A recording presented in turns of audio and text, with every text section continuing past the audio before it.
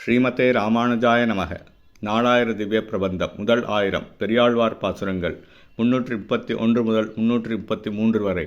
4ஆம் பத்து கதிராயிரம் மாயனை கண்ட சுவடு உரைத்தல். 331ஆம் பாசுரம்.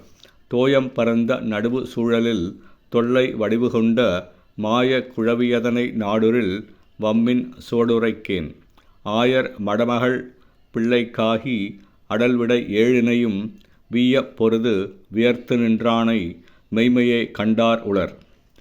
உலகம் முழுவதும் பறந்து நீர் சூழ்ந்த யுக முடிவு காலத்தே ஆச்சரியமாய் ஒரு குழந்தை வடிவில் தனது வடிவினை சுருக்கிக் கொண்டு மாயத்தன்மையுடன் கூடியவனாய் உலகங்களை எல்லாம் தன் வயிற்றுக்குள்ளே அடக்கிக் கொண்டு சிறிய ஆளிலையில் பள்ளி கொண்டவனான கண்ணபிரானை உறுதியாக காண விரும்புவீராயின் அதற்கு அடையாளத்தை கூறுகிறேன் கேளுங்கள்.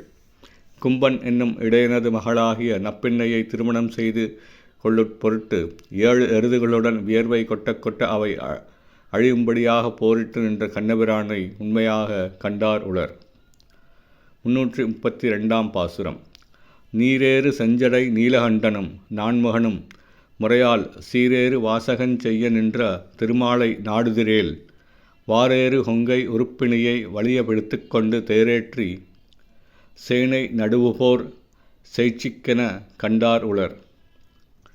பெருமாளின் ஸ்ரீபாத தீர்த்தமென்னும் கங்கையை நதியை தன் தலையில் தாங்கிய செவ்விய சடையினை உடைய நீலகண்டனும் நான்முகனாகிய பிரம்மதேவனும் சிறப்பு நிரம்பிய சொற்களை கொண்டு தோத்திரம் செய்யும் ஏற்றமுடைய திருமாலை தேடுகிறீர்களானால் கச்சனிந்த கொங்கையை உடைய உருக்குமணியை வழியச் சென்று கைப்பற்றி தனது தேரின் மேல் ஏற்றிக்கொண்டு செல்லும் வழியில் அவன் அண்ணன் போரிட வந்தபோது அவனுடன் போர் செய்து கொண்டிருக்கும் போது கண்ணபிரானை கண்டவர் பலர் உளர். 333ஆம் பாசுரம்.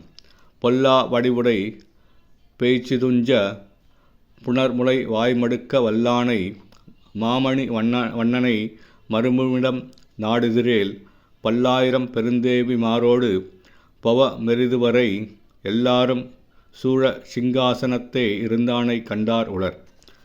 பொல்லாத பூதனை இறந்து போகும்படி அவளுடைய முளையினிலே வாய் வைத்து உண்ணும் ஆற்றல் பெற்றவனும் நீல ரத்தினம் போன்ற திருமேனியை உடையவனும் ஆன கண்ணபிரான் எழுந்தருளியிருக்கும் இடத்தை தேடுகிறீர்களானால் அவன் பல ஆயிரம் தேவிமார்களோடு துவாரகையிலே எல்லாரும் தன்னை சூழ்ந்து கொண்டிருக்க சிம்மாசனத்தில் அமர்ந்தவனை கண்டவர்கள் பலர் இருக்கின்றனர். ஸ்ரீமதே ராமானுஜாய நமக.